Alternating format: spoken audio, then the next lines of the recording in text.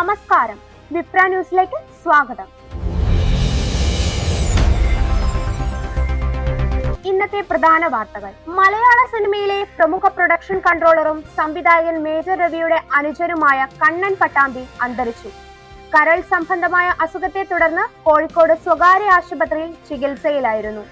Thrissur railway സ്റ്റേഷനിലെ parking കേന്ദ്രത്തിലുണ്ടായ വൻ തീപിടുത്തത്തിൽ 500-ലധികം ഇരുചക്ര വാഹനങ്ങൾ കത്തിനശിച്ചു. ഞായറാഴ്ച പുലർച്ചെ സ്റ്റേഷന്റെ 2ാം കവാടത്തിന് സമീപമുള്ള ബൈക്ക് പാർക്കിംഗ് ഏരിയയിലാണ് അപകടമുണ്ടായത്. പുലർച്ചെ പാർക്കിംഗ് ഏരിയയിലെ ഒരു ബൈക്കിന് തീപിടിക്കുന്നത് കണ്ട ജീവനക്കാർ ഉടൻ തന്നെ തീയണയ്ക്കാൻ ശ്രമിച്ചെങ്കിലും പ്ലാസ്റ്റിക് കവറുകളും പെട്രോളുകളും കാരണം തീ അതിവേഗം മറ്റു വാഹനങ്ങളിലേക്ക് പടരുകയായിരുന്നു. തൃശൂരിൽ നിന്നും പുതുക്കോട് നിന്നുമായി എത്തിയ 6ഓളം അഗ്നിശമന സേനാ യൂണിറ്റുകൾ മണിക്കൂറുകൾ പ്രയത്നിച്ചാണ് തീ നിയന്ത്രണ വിധേയമാക്കിയത്. സ്കൂൾ വിദ്യാർത്ഥിയെ മദ്യം നൽകി പീഡിപ്പിച്ച സംഭവത്തിൽ മലമ്പുഴയിലെ എയ്ഡഡ് UP സ്കൂൾ അധ്യാപകനെ പോലീസ് അറസ്റ്റ് ചെയ്തു. കൊല്ലങ്കോട് സ്വദേശിയായ അനിലാണ് പിടിയിലായത്. മലമ്പുഴ സ്കൂളിലെ സംസ്കൃത അധ്യാപകനാണ് ഇയാൾ.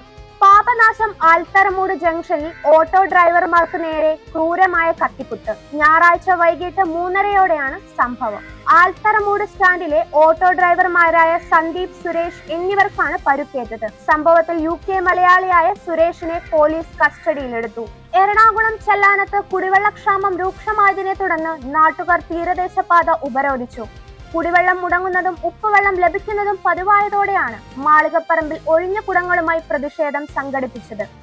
20 ദിവസമായി പ്രദേശത്ത് കുടിവെള്ളം എത്തുന്നില്ലെന്നും അധികൃതർക്ക് പരാതി നൽകിയിട്ടും നടപടി ഉണ്ടായില്ലെന്നും സമരക്കാർ ആരോപിക്കുന്നു. പാവപ്പെട്ട മത്സ്യത്തൊഴിലാളികൾ പണം നൽകി വെള്ളം വാങ്ങേണ്ട ഗതികേടിലാണെന്നും ഇതിന് ശാശ്വത പരിഹാരം വേണമെന്നുമാണ് ആവശ്യം.